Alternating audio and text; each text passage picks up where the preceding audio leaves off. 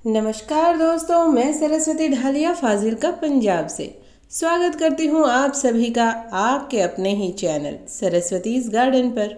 कहिए कैसे हैं आप सभी। आशा करती हूँ स्वस्थ होंगे, मस्त होंगे और अपने अपने कामों में व्यस्त होंगे। आज हम बात करने वाले हैं इन बेहद ही खूबसूरत फूलों की, जो हमें गुलाब की कमी कभी महसूस नहीं होने देते। गुलाब लगाने में तो फिर भी परेशानी आती है, लेकिन इसे लगाने में कोई परेशानी नहीं। एकदम फ्री का और बहुत ही आसानी से चलने वाला, बहुत ही कम केयर में चलने वाला, यानी एक बार लगाइए और सालों साल फूलों की खूबसूरती लीजिए।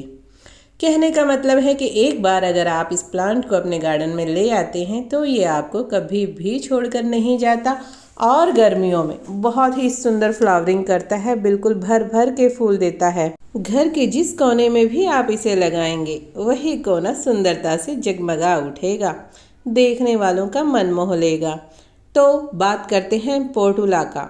मॉस रोज, 10 बजिया, 9 बजिया या बिच्छू बुट्टी भी आप इसे कह सकते हैं। ये एक ऐसा फ्लावरिंग प्लांट है जो मार्च से लेकर नवंबर तक ऐसे ही खिलता है। नवंबर के बाद दिसंबर और जनवरी फरवरी, फरवरी 15 तक ये थोड़ा डोरमेंसी में रहता है, लेकिन उसके बाद ये फिर से जीवित हो उठता है और शुरू हो जाती है इसकी बम्पर फ्लावरिंग।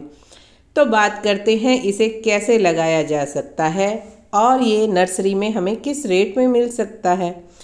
तो बात करें कि कैसे लगाया जा सकता है, तो आप इसे कटिंग से बहुत ही आसानी से लगा सकते हैं। इसकी बहुत ही छोटी से छोटी कटिंग, 1 इंच की, 2 इंच और 3 इंच की कटिंग बहुत ही आसानी से चल जाती है।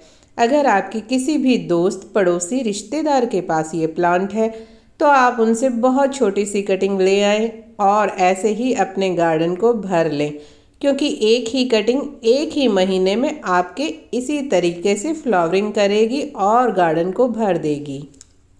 बात करें नर्सरी से लाने की, तो ये प्लांट आपको 20 से 25 रुपए में, कहीं कहीं ये आपको 5 और 10 रुपए में भी मिल सकता है, क्योंकि अलग अलग जगह पर अलग अलग नर्सरी का रेट भी अलग अलग होता है।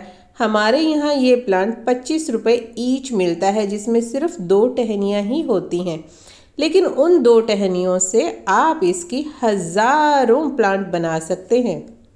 बात करें मिट्टी की, तो मिट्टी इसे वेल ड्रेन दीजिए या किसी भी प्रकार की मिट्टी, चिकनी, बलुई, दलदली, किसी में भी आप लगा दीजिए।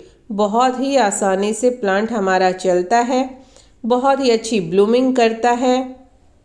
इसकी जड़ें बहुत ही छोटी छोटी होती हैं, इसीलिए इसे चौड़ाई वाला गमला दें। आप देख रहे होंगे मैंने सारे ही थर्माकोल कंटेनर यूज़ किए हुए हैं। ये सभी वेस्ट हैं जो मैंने बाहर से या कबाड़ी वालों से लेकर लगाए हुए हैं और इनमें ये पौधे बहुत ही अच्छे ग्रो करते हैं। पिछले 5 साल से मैं इसी के अंदर इन्हीं को लगा रही हूँ। बहुत अच्छी फ्लावरिंग होती है, क्योंकि इस प्लांट को चौड़े मुंह वाला प्लांटर ज़्यादा पसंद है, क्योंकि ये फैलता है। तो प्लांट की गहराई कम लें और चौड़ाई ज़्यादा। आप इसे प्लास्टिक में, सेरेमिक में, मिट्टी के गमले में, किसी भी प्रकार के गमले में लगा लीजिए। छोटे से छोटा गमला और बड़े से बड़े गमले में, जैसे गमले में आप लगाएंगे उसी के अनुसार ये अपने आप को ढाल लेगा। बात करें अगर पानी की, तो पानी की रिक्वायरमेंट इसकी बहुत कम है। जब मिट्टी अच्छी तरह से सूख जाए उसके बाद ही आप इस प्लांट को पानी दीजिए। ज़्यादा पानी से ये प्लांट मर सकता है। और बारिश का पानी तो इसके लिए अमृत के समान है। एक बारिश का पानी भी अगर इस पर लग जाता है तो अगले ही दिन जब आप इसे देखेंगे तो इसकी छवि छटा देखते ही बनेगी। अचानक से एक ही बारिश में इतना बढ़ जाएगा कि आप खुद सोचेंगे, अरे कल तो कुछ और था, आज कुछ और है। देखिए कितने सुंदर सुंदर कलर हैं। मैंने इसके कुछ ही कलर लगाए थे, कटिंग से ही लगाए थे, लेकिन क्योंकि ये मधुमक्खियों को यानी कि पॉलिनेटर्स को अट्रैक्ट करता है, मधुमक्खियाँ, तितलियाँ इसके ऊपर आती हैं, पॉलिनेशन करती हैं और एक कलर से दूसरा कलर अपने आप ही तैयार हो जाता है। हमें ग्राफ्टिंग की भी ज़रूरत नहीं पड़ती है। और अगर आपको नए नए शेड चाहिए होते हैं तो आप अगर इनकी कटिंग्स को जब बार बार कटिंग कर करके लगाते जाते हैं तो उनमें भी डिफरेंस आपको देखने को मिलेगा, कलर में भी और साइज़ में भी। इसलिए जितना हो सके इस प्लांट की आप कटिंग और प्रूनिंग करते रहिए और इस प्लांट को फिर से लगाते रहिए। बात करें अगर लोकेशन की तो ये फुल सनलाइट का प्लांट है। इसे पूरे दिन की धूप पसंद है। जितनी ज़्यादा आप इसे धूप देंगे उतनी ही इसकी अच्छी ग्रोथ होगी, उतने ही बड़े साइज़ के फूल आएंगे और उतने ही ज़्यादा फ्लावरिंग होगी। इसे इंडोर रखने की गलती ना करें। इंडोर आप रखेंगे तो इसकी पत्तियां ही बढ़ेंगी, इसमें फ्लावरिंग नहीं होगी। हाँ, अगर आपकी बालकनी में धूप कम आती है, 1 से 2 घंटे भी आती है, तब भी आप इस प्लांट को लगा सकते हैं।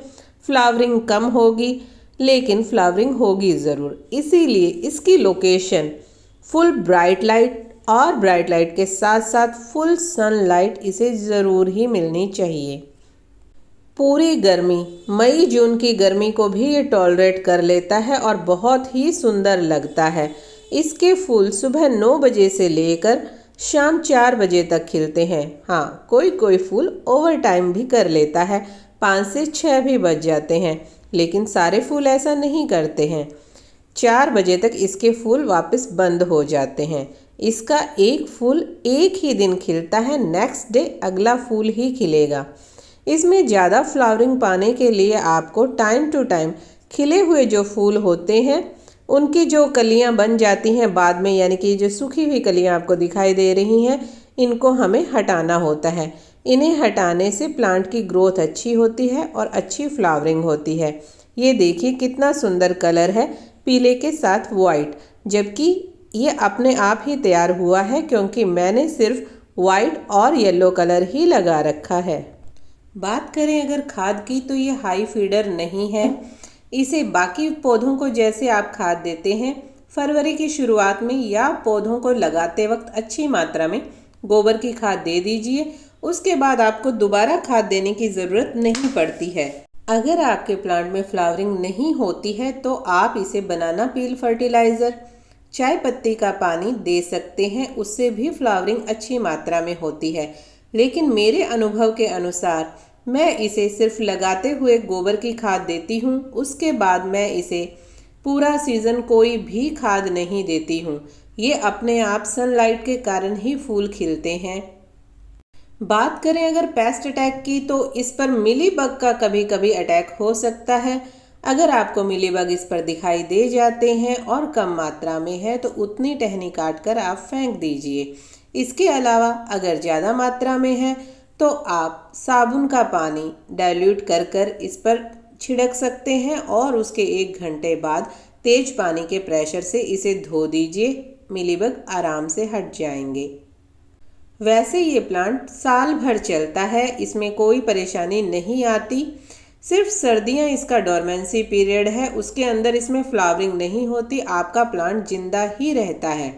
अगर आप चाहते हैं कि सर्दियों में भी आपका प्लांट बिल्कुल ऐसे ही ग्रीन रहे तो उसके लिए आपको क्या करना होगा, आपको दिसंबर महीने से लेकर फरवरी 15 तक इन प्लांट्स को शेड में रखना होगा और पानी महीने में सिर्फ 1 बार देना है।